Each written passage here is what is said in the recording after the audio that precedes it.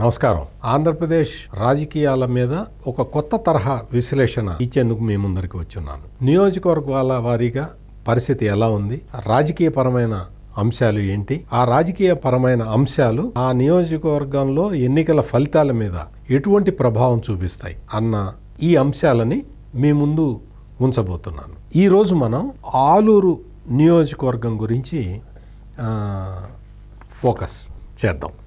దీనికి ఇక్కడ ఏంటంటే ఆలూరు నియోజకవర్గం అనగానే వైఎస్ఆర్ కాంగ్రెస్ పార్టీకి సంబంధించిన గుమ్మనూరు జయరాం గుర్తుకొస్తాడు. ఇక్కడ గుమ్మనూరు జయరాం వైఎస్ఆర్ కాంగ్రెస్ పార్టీలో చాలా కీలకమైన నాయకుడు. మొత్తం ముఖ్యమంత్రి జగన్మోహన్ రెడ్డికి అత్యంత సన్నిహితుడు.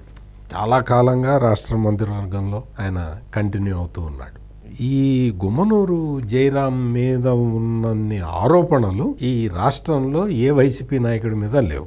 అయితే గుమ్మనూరి జయరాముని మాత్రం వైసీపీ వదలటం లేదు. గుమ్మనూరి జయరామే ఉండాలి, మా నాయకుడు గుమ్మనూరి జయరాం అనే అంటున్నారు అందరూ. తాజాగా ఏంటి అంటే ఈ గుమ్మనూరి జయరాము పరిస్థితి ఎట్లా తయారైంది అంటే ఎంపీగా ప్రమోట్ చేశారు. గుమ్మనూరి జయరాంని ఎంపీ క్యాండిడేట్గా ఈ మధ్య చూస్తున్నాం కదా. అటు నుంచి ఎమ్మెల్యేలని కాన్స్టిట్యున్సీలకి ట్రాన్స్ఫర్ చేయటం, ఎంపీలని ఎమ్మెల్యేలుగా, ఎమ్మెల్యేలని ఎంపీ క్యాండిడేట్లుగా పంపించడం, ఇటువంటి కసరత్తు చేస్తున్నారు కదా. ఆ కసరత్తులో భాగంగా గుమ్మనూరి జయరాముని ఎంపీగా పెడుతున్నారు. ఇది ఆయనకి ఇష్టం లేదు. ఎందుకంటే లోకల్గా ఉండి ఎమ్మెల్యేగా ఉంటే ఇంకా రకరకాల కార్యక్రమాలు చేసుకోవచ్చు అనేది ఆయన స్థిరమైన అభిప్రాయం. అందుకని ఈయన ఆ కాన్స్టిట్యున్సీని వదిలిపోదలుచుకోవట్లేదు. వైసీపీ ఒక జెడ్పీటీసీ ఉన్నాడు విరూపాక్షని, అతన్ని అభ్యర్థిగా పెట్టింది. ఇక్కడేమో ఈ విరూపాక్షకి వ్యతిరేకంగా గుమ్మనూరు జయరాం వర్గం మొత్తం ప్రయత్నం చేస్తుంది. గుమ్మనూరు జయరాంకేమో ఎంపీగా వెళ్ళడం ఇష్టం లేదు. అందుకని విపరీతమైన క్లాషెస్ అవుతూ ఉన్నాయి ఈ రెండు వర్గాల మధ్య. ఈ మొత్తానికి ఇక్కడైతే మొత్తం గవర్నమెంట్ మీద ఉన్న వ్యతిరేకత, అంటే జగన్ గవర్నమెంట్ మీద ఉన్న వ్యతిరేకత తీసి పక్కన పెడితే ఇక్కడ అసలు ఈ గుమ్మనూరు జయరాం మీదే వ్యతిరేకత ఉంది. ఆయన మీద విపరీతమైన అవినీతి ఆరోపణలు. అసలు మొత్తం అక్కడ ఈ భూమి ల్యాండ్ మాఫియా అయితే విపరీతంగా ఉన్నది. మొత్తం అసలు రైతులను కూడా మోసం చేస్తున్నారు. మొత్తం ఏదైనా ల్యాండ్ కనపడితే దాన్ని ఆక్యుపై చేయటం, దాని మీద తప్పుడు పత్రాలు అన్నీ సృష్టించుకోవటం, రైతును వెళ్ళగొట్టడం, ఇటువంటి పరిస్థితులు అక్కడ జరుగుతున్నాయి. ఈ గుమ్మనూరు జయరాము సోదరుడు ఆయన ఇక్కడ పేకాట క్లబ్లు అవి కూడా నిర్వహిస్తుంటాడు అనేది అదొక సమాచారం. ఈ క్లబ్బుల మీద ఎవరన్నా పోలీసులు దాడి చేయాలన్నా భయపడతారు. వాళ్ళు సహజంగా అధికార పార్టీ, అందులోనూ గుమ్మనూరు జయరాము సోదరుడు కాబట్టి అక్కడికి అసలు పోలీసులు వెళ్ళాలంటేనే భయపడతారు. ఇటువంటి పరిస్థితులు ఇవన్నీ ఇంకా మొత్తం భూ కబ్జాలు, సెటిల్మెంట్లు, వీటిలోనే వైసీపీ నాయకులు అందరూ బిజీగా ఉంటారు. ఇక్కడికి ఆంధ్ర మద్యం ఇక్కడ ఉండదు. ఇక్కడంతా కూడా కర్ణాటక నుంచి మద్యం దిగుతుంది, ఎక్కువ రేట్లకు అమ్ముకుంటారు.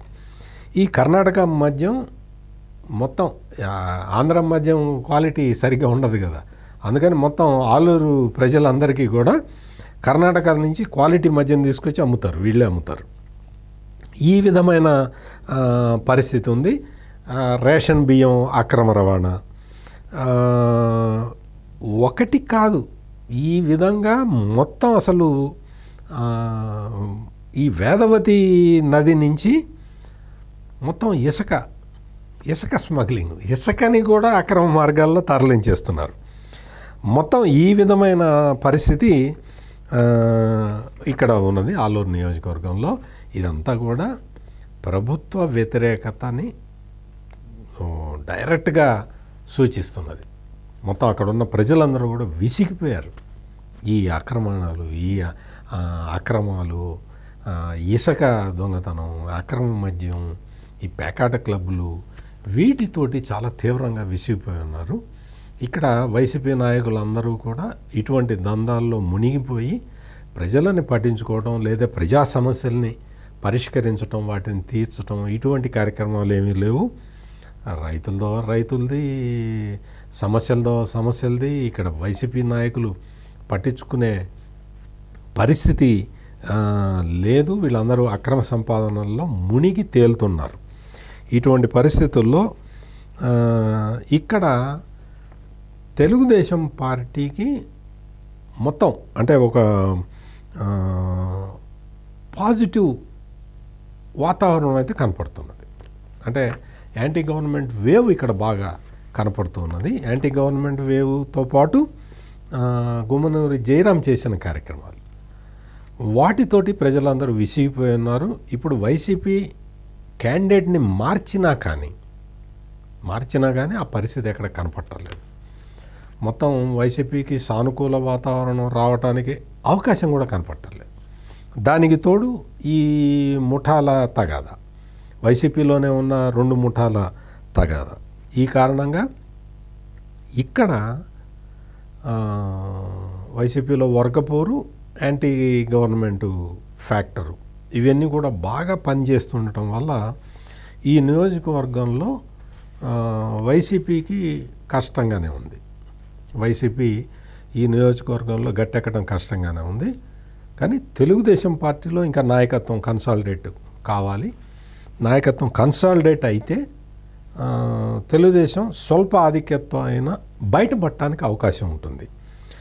ప్రస్తుతానికైతే గుమ్మనూరు జయరాము అంటే మళ్ళీ ఎలక్షన్ టైంకి మళ్ళీ మారుతుందా, కర్నూలు ఎంపీ క్యాండిడేట్గా వేరే వ్యక్తిని పెట్టి గుమ్మనూరు జయరాంని మళ్ళీ ఎమ్మెల్యే క్యాండిడేట్గానే పంపిస్తారా అనేది ఇంకా తెలీదు. వాళ్ళకే స్పష్టత లేదు ఎవరిని ఎక్కడ పెడతారనేది.